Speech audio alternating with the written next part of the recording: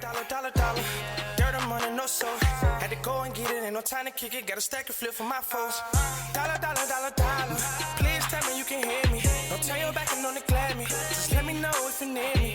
Dollar. Let me watch out for my partners. Keep my money long, get my team strong. Let me run away from my problems. Yep, what's good, original crew, man? We're back. We have the most incredible kids movie. That's it. You could have said at least incredible kids movie ever. The most incredible kids movie. Yeah, probably would sound better. The most incredible but kids not movie ever. Not ever, because I won't say. No, just. From the look of it, from this scene, the first. Do you know what movie this is? I think I do. Wow, she said she thinks she does. Is it the title? It is a spy. Honestly, which ones? No, what is this? What you talking about, spy? What you think it is? What you think it is? I think after this kids movie, I think kids movie kind of, you know what I'm saying? What's this? I don't think they had a. No, the most incredible kids movie is Toy Story. Okay, what's this? And The Incredibles. That's what I said. I was like, ain't it the title?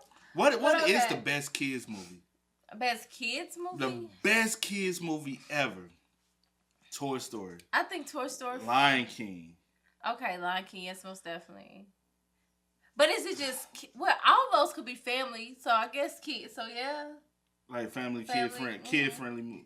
What is the best one? Incredibles is a good one. The Incredibles is a good one. I can't think of no more right now. Are we just doing like characters? Nah. Or it I'm can talking just about be the anything. movie. The movie itself. The movie.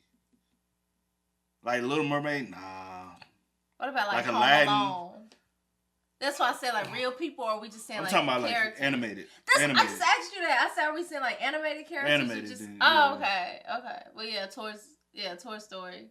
You think Toy Story? And then and then Toy Story. Cause like you got Aladdin, you got a lot of other stuff, and then like The Incredibles is a good one. Yeah.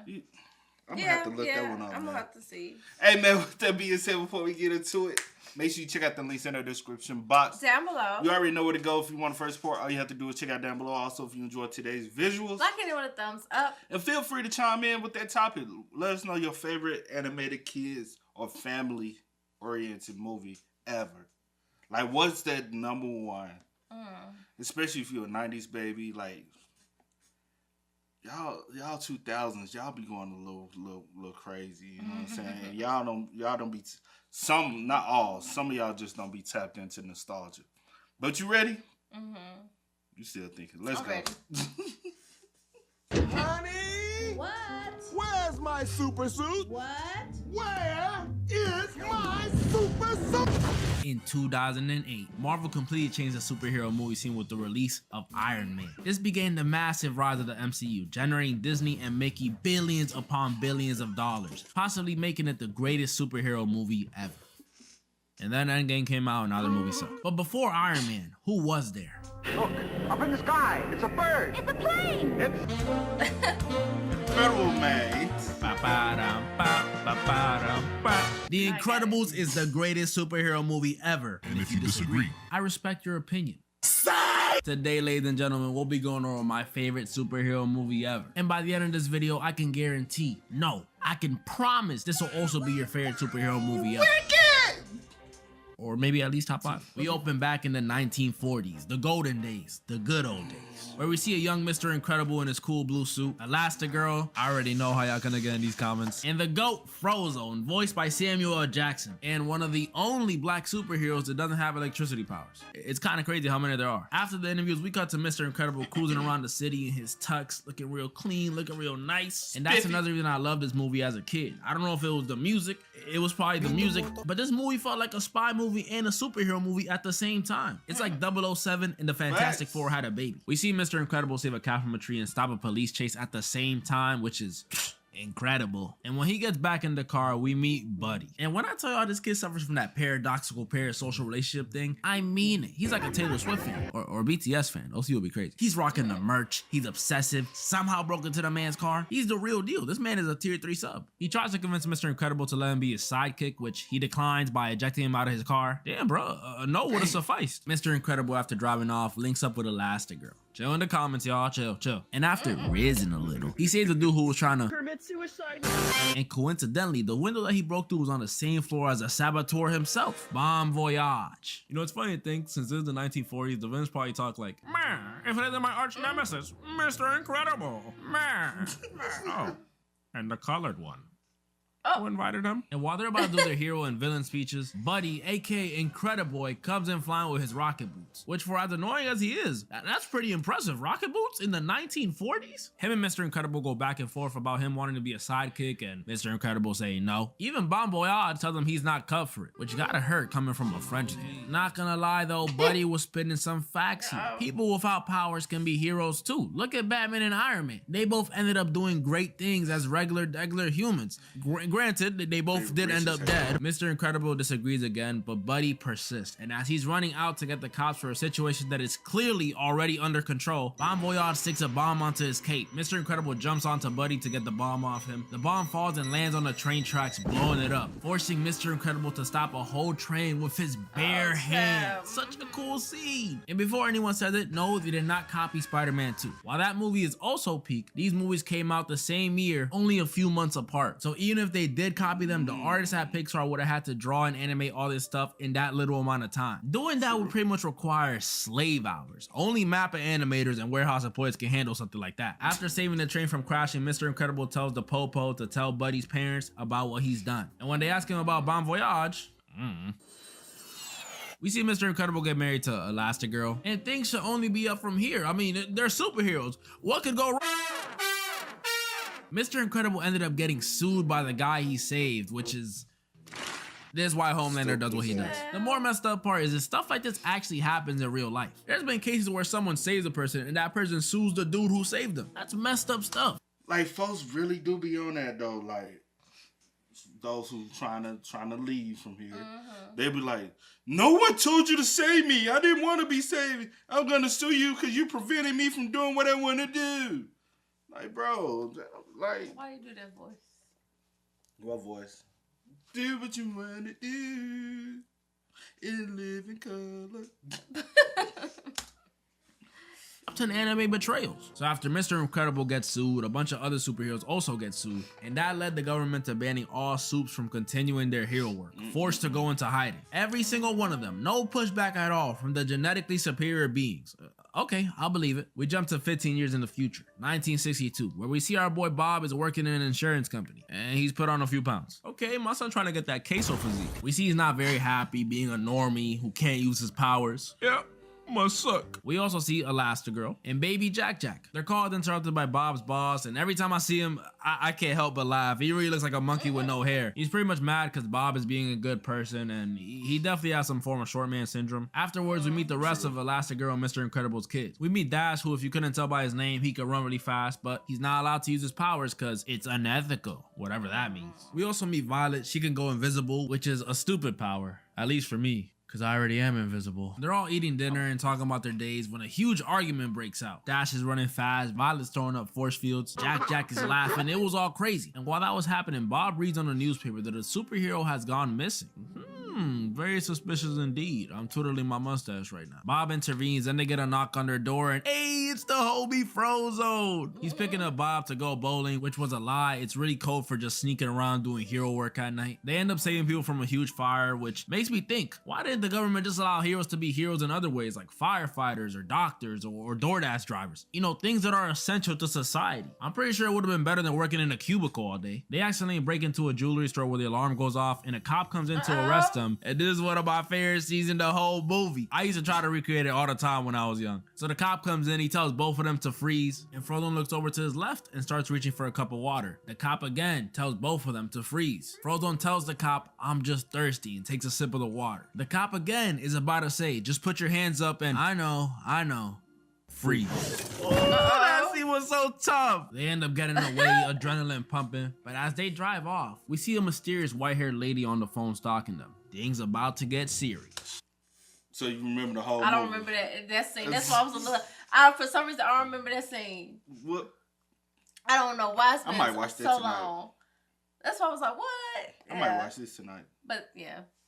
Good little bedtime moves. Gets home, stuffs his face with some chocolate cake, has a pretty big fight with his wife because he misses the good old days, and he's low-key having a midlife crisis. They scream, they yell, they make up. Then we cut back to Bob's job, or I should say ex-job, because he just lost it because he nearly killed his boss. How many walls is that? 1, 2, 3, 4? Our boy Bobby is down bad. He has hit rock bottom. But luckily for him, things are about to change. He opens a package on his desk, has an iPad in it that proceeds to scan him and his entire room. And once it's done doing that, we see no other than the white-haired lady. Her name is Mirage, and she has a mission for our boy Bobby to destroy this super big robot in exchange for some moolah, some money, and most importantly, Bob feeling young again. So you know he's accepting. And that's another reason this movie feels like a spy movie to me, because he does all this stuff behind his wife's back, which doesn't sound so cool when I say it out loud. Disclaimer. It is high-key a spy and a superhero movie into one.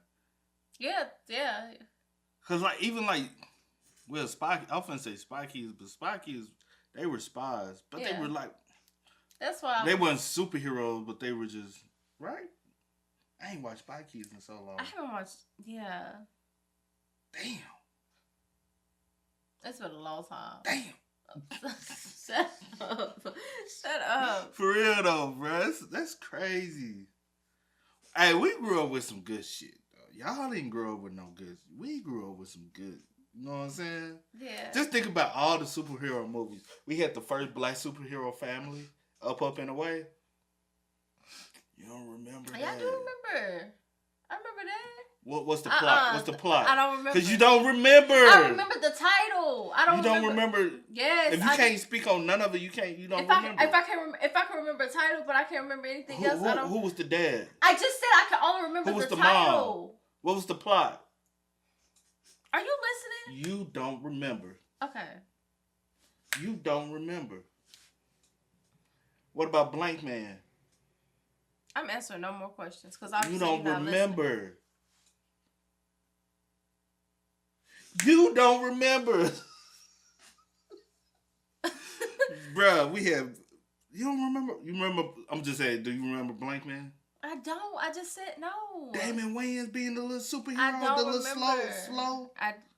Oh, that, bro. Come on. I don't even remember yesterday, let alone a movie that I ain't seen in forever. But now, when you say that, yeah, I do remember that. Jeez. On your wife of 18 years does not, I repeat, does not make you a spy. The message self-destructs. He suits up in his super cool blue suit, which doesn't fit him too well anymore, and hops on a jet with Mirage. She briefs him on a mission, which is to destroy, the huge Fushigi ball of arms. He lands on the beach and immediately begins to fight. So the whole deal with this thing is that it pretty much adapts fast to the person it's fighting, just like my boy Maharaga. So at first, my boy Bob was getting tossed. Eventually, they end up fighting on the ground next to some lava. The robot adjusts Bob's back, and Bob makes the robot impale itself by chilling inside of it, in turn defeating it. You see, me, I would have tapped it once and it would have been defeated, but that's just me though. Once the fight is over, we see a mysterious man who was watching the fight tell Mirage he's very impressed and to have dinner with Bob.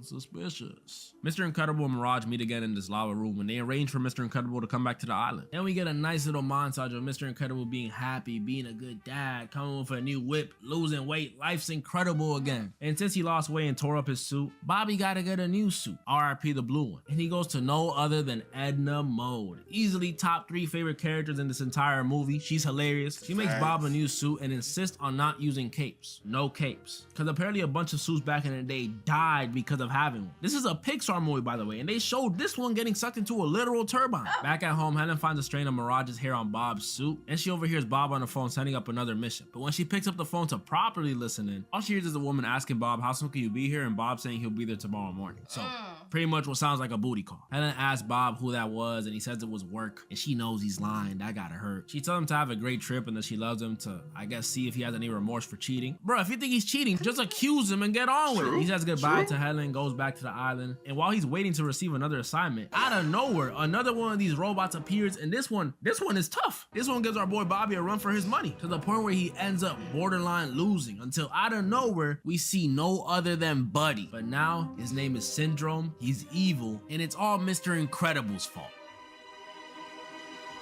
Not really though, kinda. After those multiple rejections, Buddy gave up on idolizing Mr. Incredible and decided to become his arch nemesis, a villain instead. And one of my absolute favorites, Syndrome got it all. The evil monologues, the crazy technique. You got favorite villains? I want you I like that motherfucker. Even though nobody, I ain't got one. Or I have to really think. But I don't think. A villain? Now, I know, like, people who are fanatics when it comes down to, like, superheroes and all that type of stuff, they be having, like, some of their favorite villains. Yeah, I don't know. I ain't got one. Off the top, I don't have, no. That chin did not get any smaller, though, I will say. I'll get into more about him in a segundo, but for now, Mr. Incredible tries to fight back, but Syndrome stops himself mid-monologue and uses his laser freezing thing to stop him. He accidentally throws him away and sends a bomb and a tracker to make sure he's dead.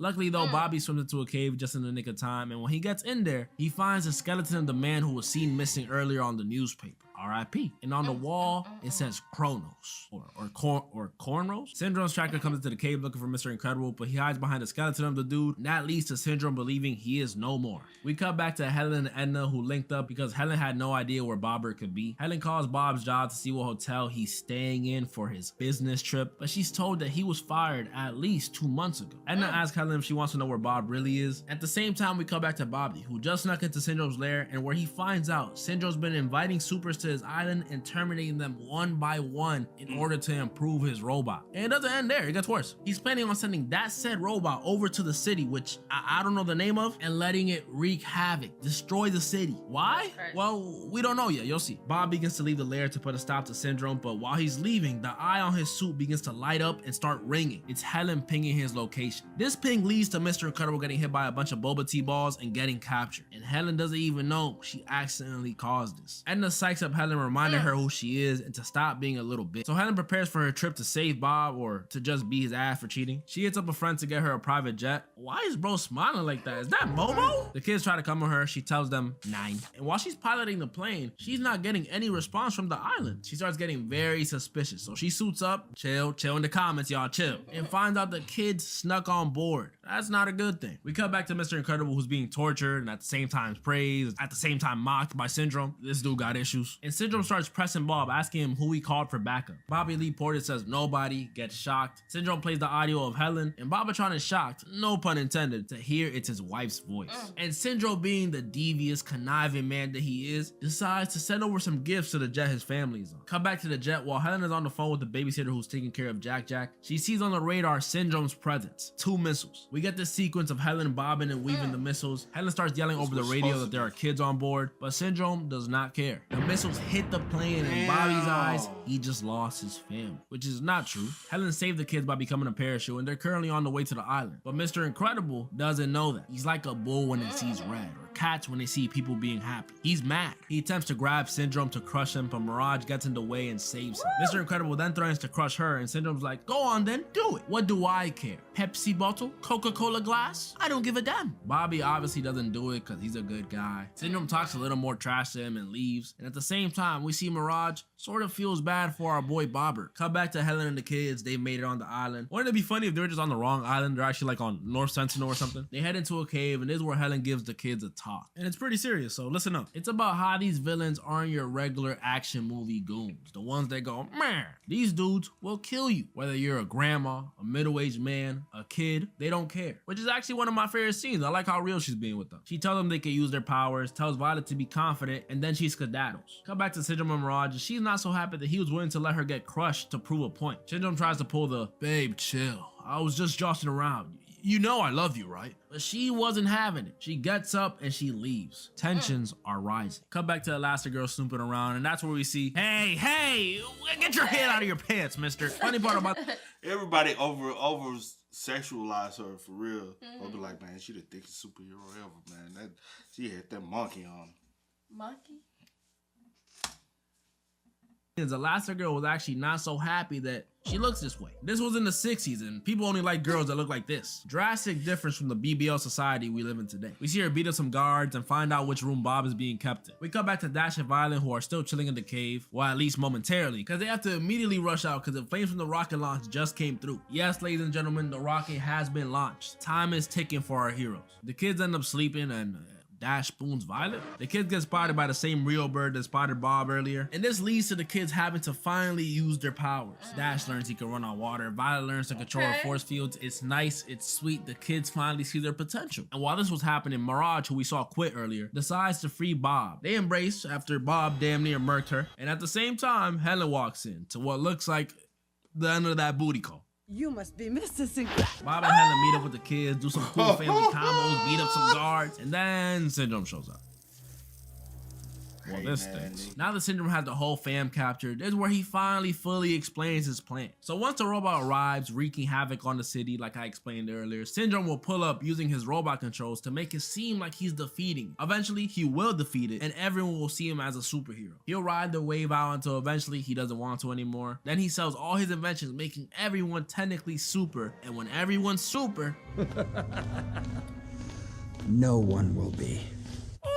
Y'all cannot tell me this man's Syndrome isn't cold. That line was cold. We see the robot land and starts wrecking stuff in the city. And while Bobby starts apologizing and telling his family he's so sorry he got them in this situation, and he's been such a terrible dad, and Violet breaks free using her force fields and frees the rest of her family away. And with some help from Mirage, they get access to a rocket. They're finally on the way to save the city. But while that's happening, we cut to, hey, it's the homie Frozone. He sees the robot going crazy. Now that's the coolest black superhero. Like Frozone.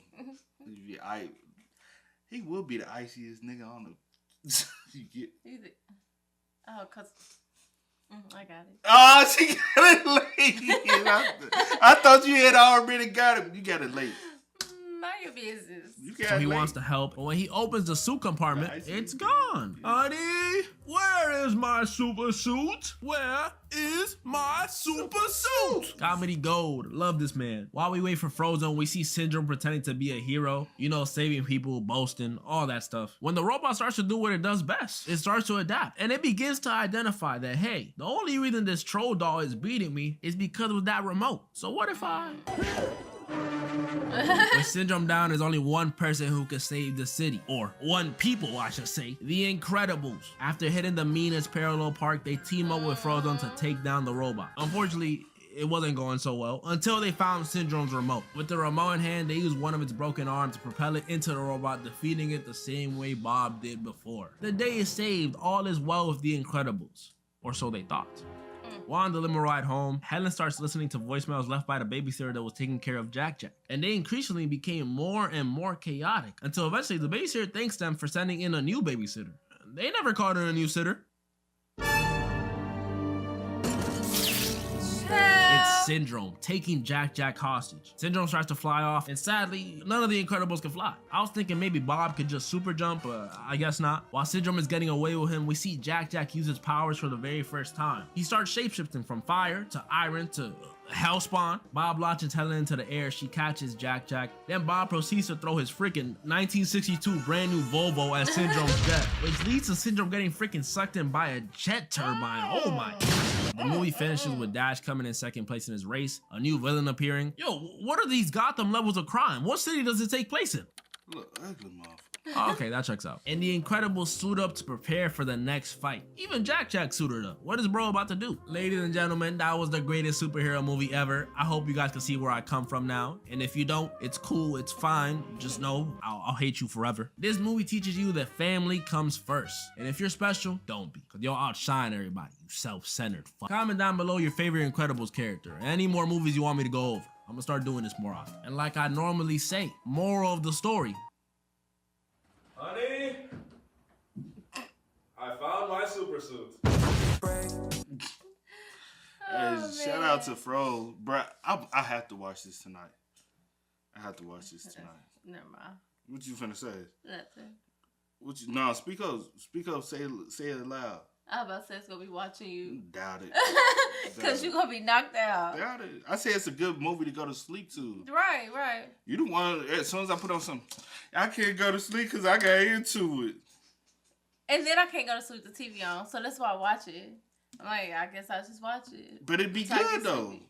Yeah. Does it not? Most time, yeah. All right For the then. most. I always pick Okay, the great let's- shows to go to sleep to. I got some good shit to go to sleep. Do I not? I mean, most of the stuff you put on is kind of like already like It's feel memories. good, but it's yeah, feel it's like good. comfort because It's you calm already. and putting you in you that already nice know. zone, that nice mood to go to It's sleep. nothing new. But I'm saying Right. That's what I'm saying. I've been in my comfort zone lately anyway. I've been going back and watching my mom. You know what I'm saying? That's one of my old throwback joints, you know what I'm saying? USA days. If you know about USA, them old days on USA, you know what I'm saying? When you really had to watch wrestling on USA. You know what I'm saying? Okay. Okay. Okay, Remember child. having the movies on USA? Hey, yeah. Mm-hmm. Why are you doing it? Don't worry about it. Y'all spend what's up in the comments, Please man. do. Let us know y'all thoughts about it in the comment section down below. Incredible is actually a great movie. Yeah. And did they take forever to do Incredibles 2? I think so, because everybody was waiting for it. And then when it finally came, everyone was like, bro, y'all actually took too long. Hold on. Incredibles came out 2004. And then Incredibles 2 came in 2018. God. Oh, yeah. That was So way that too long. That was a long time. That was way too long. For a sequel to Yeah. something like that was too long, man. But y'all spam us up. Let us know y'all thoughts and opinions about it in the comment section down below. But as always, I do go by the name DJ New Kid. This is Here, Nicole. We are. Get a seat. We out. Go and get it, ain't no time to kick it. Gotta stack and flip for my foes. Dollar, dollar,